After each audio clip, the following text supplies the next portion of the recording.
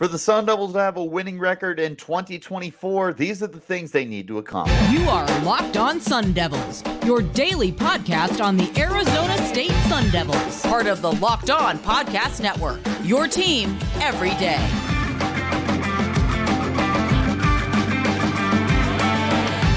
Welcome back to the Locked On Sun Devils podcast, part of the Locked On Podcast Network, your team every day. My name is Richie Bradshaw, and I will be your guide for everything Arizona State Sun Devils. Thanks, as always, for tuning in and making us your first listen of the day. And, of course, a shout-out to my everydayers who are here every day.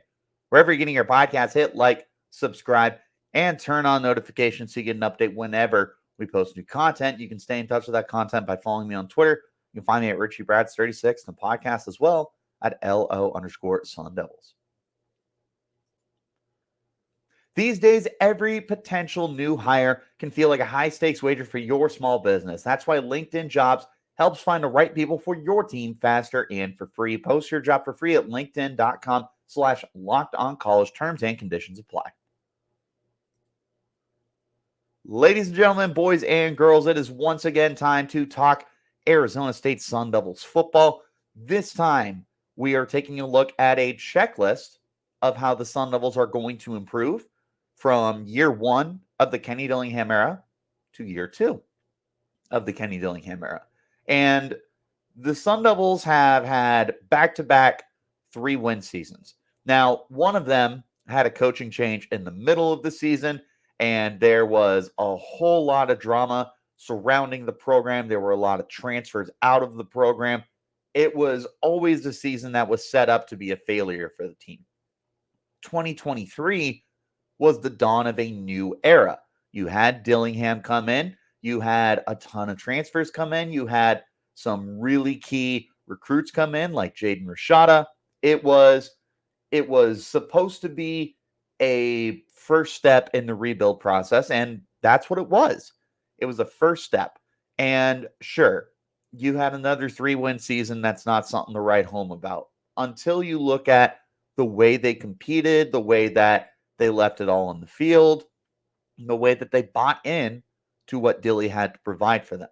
It was by all extents a successful season. I don't care about the record. It was a successful season for Sun Devils football.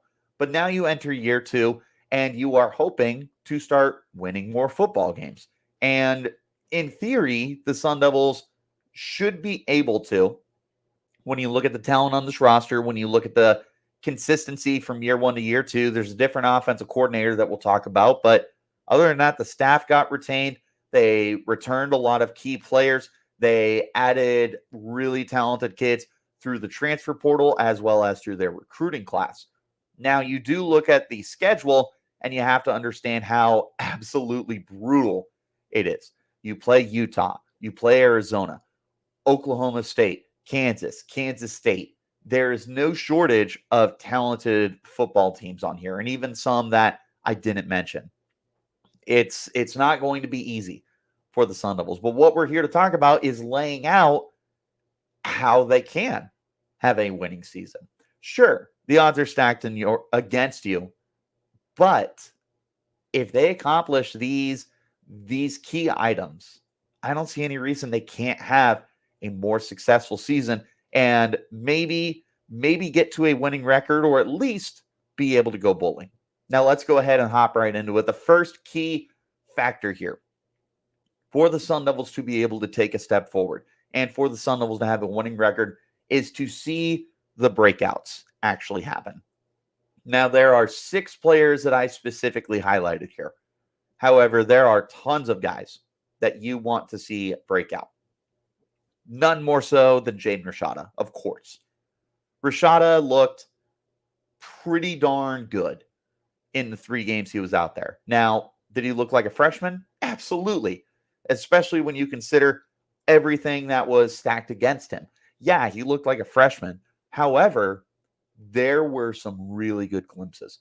The game against Southern Utah, his first ever collegiate game, you saw the ability to push the ball down the field. You saw the ability to stand in the pocket. He did a little bit of improvising. He looked good. Against Oklahoma State, not as good a game, but you saw the game. I wouldn't say it slowed down for him at all because it definitely was still a very fast-paced environment. However, you saw that he was able to recognize, like, hey, this is a lot better team than the one I played last year in terms of talent, in terms of coaching, whatever. There needs to be some steps up. And there were some really bad plays, and there were still some good moments. And then was out for most of the year, comes back against Arizona. Same thing. I wouldn't say the game slowed down for him, but he was able to recognize, hey, this is a much more talented team than the other two teams I saw this year in terms of coaches and in terms of talent. And you saw some really good plays. Now you want to see him with another offseason under his belt because he had a full offseason last year. He was able to reclassify and he was able to participate in spring ball. You want to see him with his second full offseason and working with the same coaching staff besides offensive coordinator, but you're still working with Kenny Dillingham. So that should be able to get you pointed in the right direction. Hopefully, he takes that step forward. Now, you also want to see a couple other guys on the offense take steps forward too. Jordan Tyson is another player. Now, he barely played last year for the team and didn't record any statistics because he was dealing with an injury he was nursing. But you saw when he was at Colorado that he can be a superstar. You are hoping with a 100% healthy Jordan Tyson that he reaches that point for you. And then Bram Walden along the offensive line. It's no secret that I love him to pieces. I think that he has the potential to be a really, really quality left tackle for you, or at least somebody that you can plug into the offensive line somewhere. I want to see him become that left tackle for the program. I'm not saying he needs to turn into the next Anthony Munoz, but you do want him to become someone that you can rely on to be perhaps your best offensive lineman. Defensively, there's three more guys here that I highlight specifically as breakouts for me. The first is CJ Fight. Fight was probably the most important freshman for you last year. He started almost every game. He was somebody that rarely took plays off and definitely did not take plays off in terms of the effort that he put out there. Very impressive young man. Would love to see him take a step forward in terms of just an overall player, like becoming a more ferocious guy, being able to take a step forward, perhaps as a pass rusher, whatever it is. Tate Romney blew me away. Did not expect him to be one of the most consistent players for the Sun Devils last year, and he was. If he can become your Kyle Soley, God, that's huge for you, man. That's what you're hoping Tate Romney can do in year 2 with this program. And then Clayton Smith. Smith had 4.5 sacks last year, tied or not tied. He was technically third on the team in sacks because Prince Dorvaugh and BJ Green tied for first. But God, when he was dialed in, I mean, that guy was a beast. He was borderline unstoppable for you. You want to see that he is able to really unleash the high 4-star / 5-star potential he had coming out of high school as a recruit. He does that. He reaches his potential. You've got yourself a potential superstar pass rusher on this team. And I'll go as far as to say, if he reaches his potential, he could be the best player on this team. Truly. There is so much untapped upside here with Clayton Smith. And between the athleticism, between the build, and what we got to see last year from him when he was healthy, because he was banged up most of the year, man, this kid's a beast. This kid might be a next level player. Not saying first round pick, but I do think that reaching his capacity and the overall mountain that he has to be able to climb in terms of a player, there's not going to be many people that can stand up against him and be able to slow him down. There's a lot of beasts on this team. Clayton Smith is one of the biggest guys who stands out to me. Now, it's not just going to be up to the breakout players. There's transfers and veterans that are also key to this program. that if they are able to provide what they can provide, you're going to take that step forward. We're going to talk about them in just one moment. This is the Locked On Sun Devils podcast, part of the Locked On Podcast Network, your team every day. When you're hiring for your small business, you want to find qualified candidates and professionals that are right for the role. That's why you need to check out LinkedIn Jobs. LinkedIn Jobs has the tools to help you find the right professionals for your team faster and for free. You know, as a small business owner, the importance of having qualified candidates to interview, and LinkedIn Jobs makes that process so easy to find them, because LinkedIn isn't just another job board. LinkedIn has a vast network of more than 1 billion professionals, which makes it the best place to hire. It gives you access to professionals you can't find anywhere else. LinkedIn does all the making, and they make the process easy and intuitive. Hiring is easy when you have that many qualified candidates, and it's so easy, in fact, that 86% of small businesses get a qualified candidate within 24 hours. LinkedIn knows that small businesses are wearing so many hats and might not have the time or resources to hire. LinkedIn is consistently finding ways to make the process easier. So easy that they just launched a new feature that helps you write job descriptions, making the process even easier and quicker. 2.5 million small businesses use LinkedIn for hiring. So post your job for free at linkedin.com/lockedoncollege. That's linkedin.com/lockedoncollege. Post your job for free. Terms and conditions apply. Wherever you're getting your podcast, hit like, subscribe, and turn on those notifications so you get an update whenever we post new content. Of course, if you want to stay in touch with all the biggest breaking news in sports, then you need to check out the Locked On Sports Today 24/7 streaming channel on YouTube. It's going to catch you up on everything. College, pros, every league. So NHL, NBA, NFL, Major League Baseball, all of it. All of it is going to be up to date for you. So check it out. Put it on while you're looking for something to watch while you eat your dinner tonight. Back into our conversation.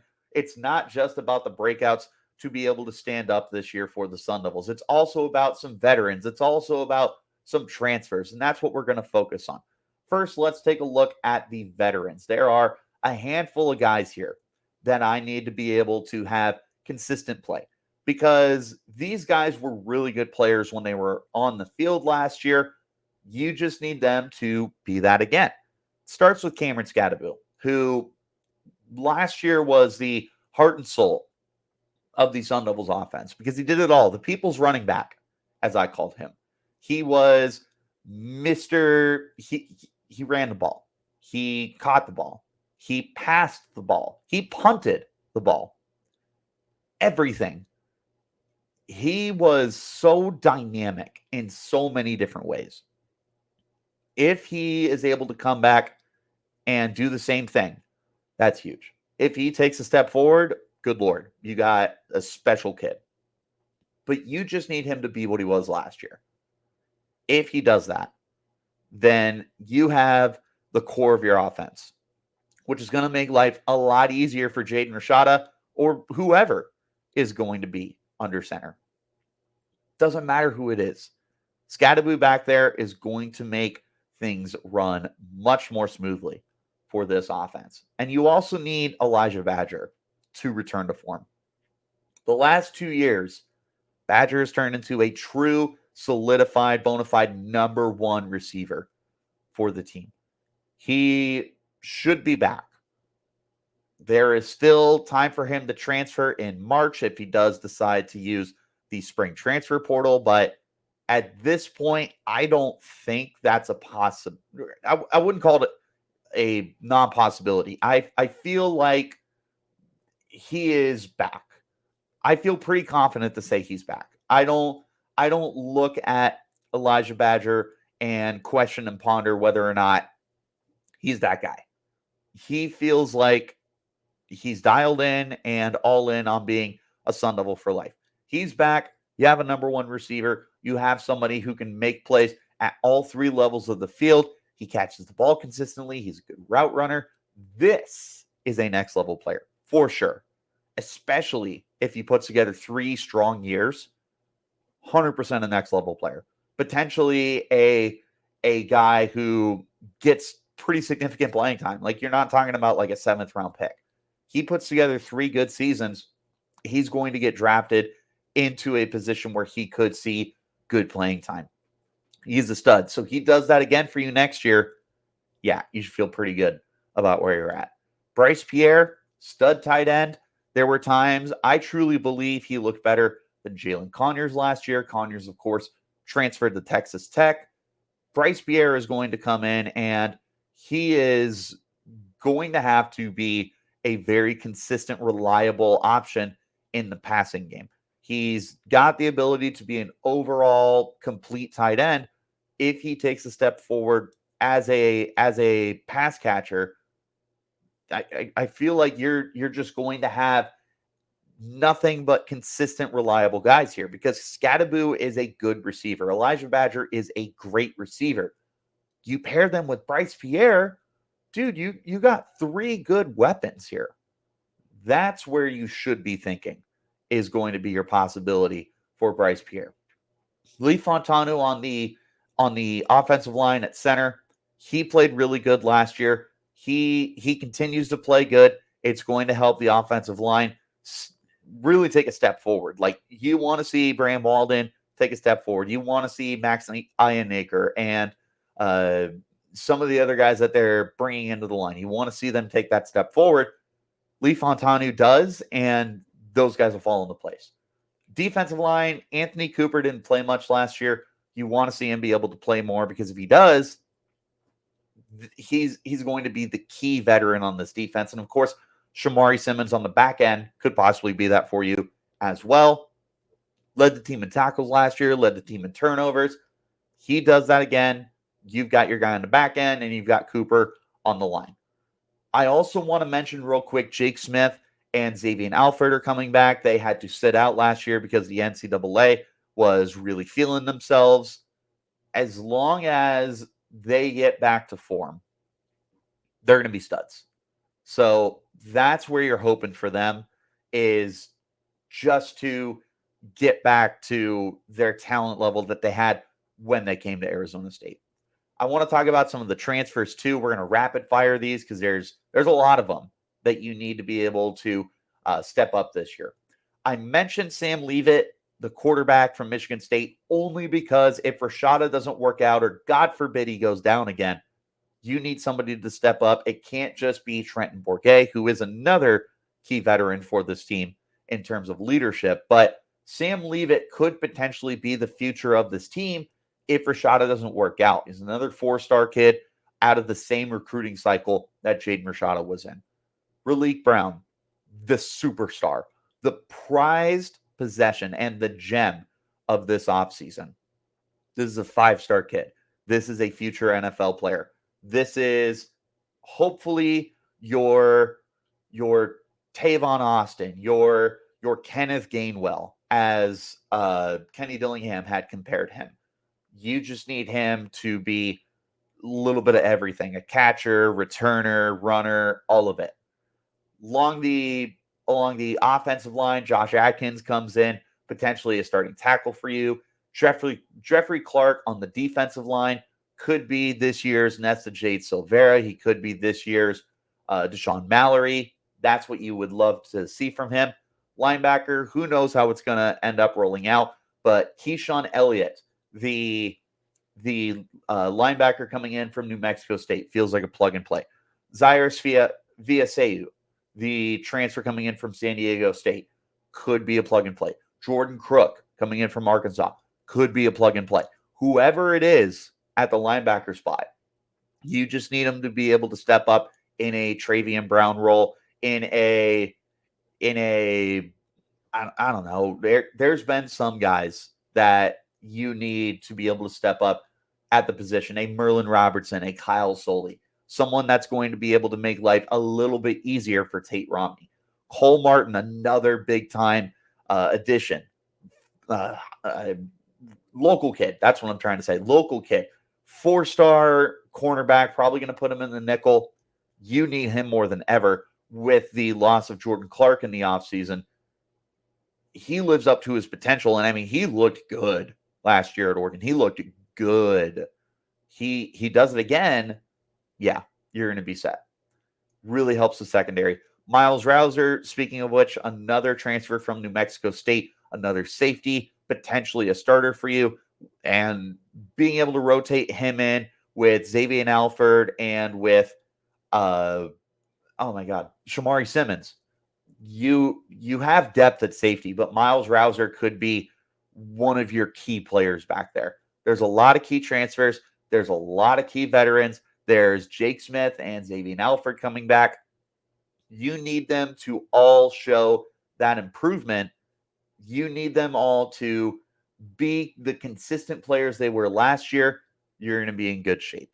And from here, we kind of take a look at the overall game planning, the coaching, and all of that stuff. And we're going to look at it in just one moment. This is the Locked On Sun Devils podcast, part of the Locked On Podcast Network, your team every day.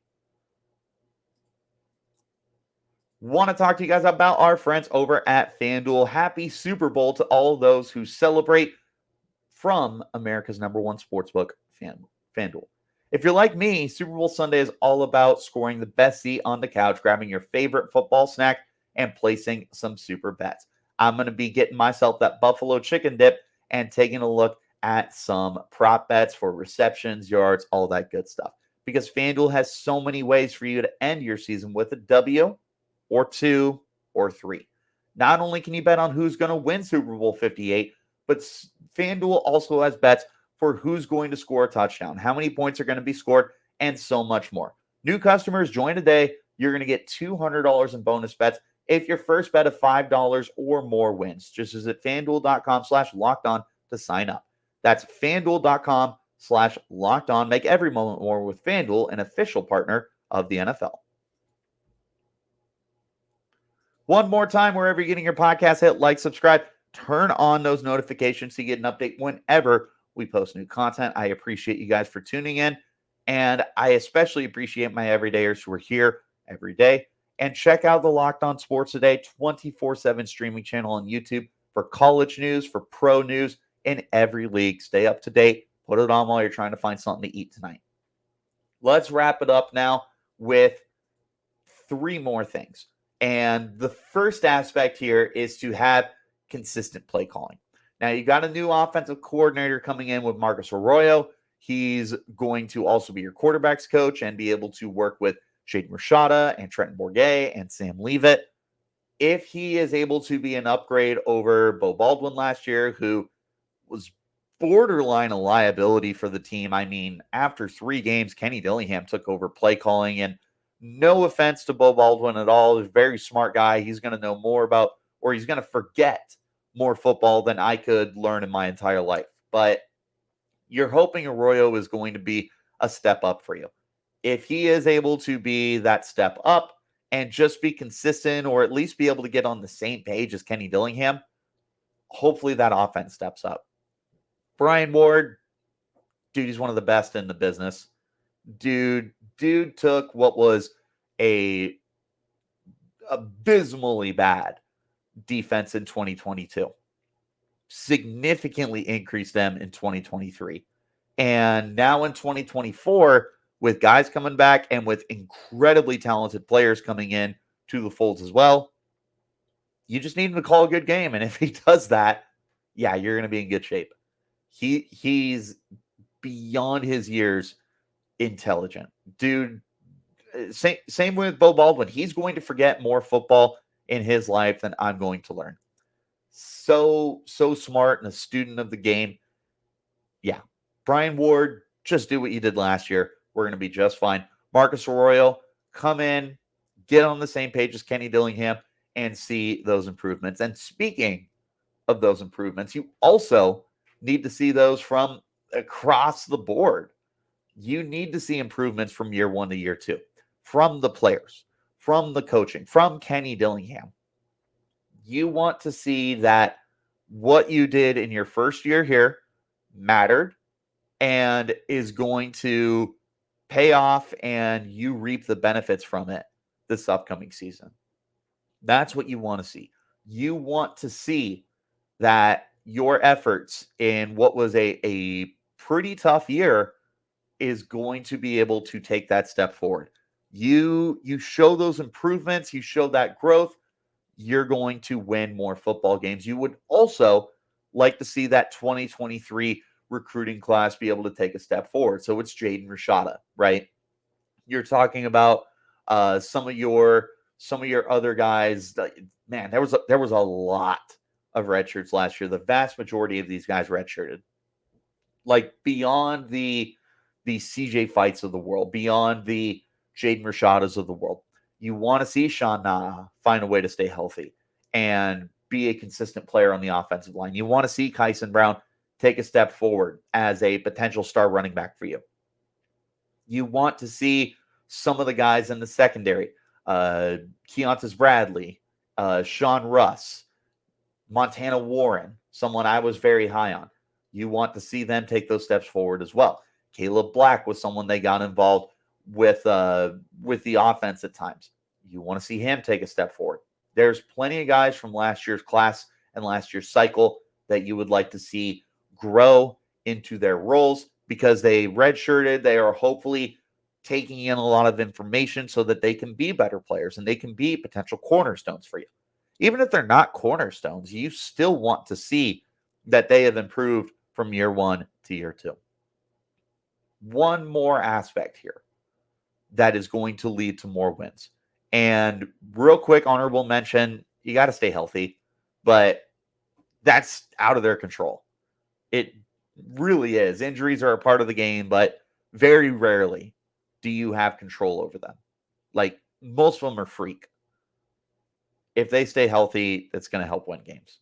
Did want to mention that, but the biggest factor here, you have got to finish games. You need to play the full 60 minutes. You need to find a way to never let your foot off the gas, find a way to, when you're in those dogfights, stay on top. Because last year, there was at least 3 games that they should have won. Oklahoma State, they should have won that game. Washington, in Seattle, they should have won that game. Cal, they should have won that game. Now you're a 6-16 in the first year. But you know what? It's a part of the process. We can sit here and be frustrated and scream about it till we're blue in the face. But you know what? It doesn't matter.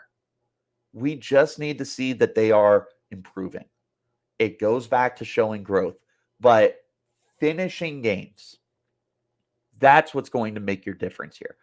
That's where you're going to become a better football team, is you show that you have gotten better, and part of getting better is finishing games. Because, like I said, that's 3 games by itself. There's plenty of other games that they were playing tight. Like Southern Utah was a really tight game, but you were able to come out on top. UCLA, you were able to come on top in Pasadena. That's not an easy place to play. Hit and miss, I suppose. Finish games. You finish games.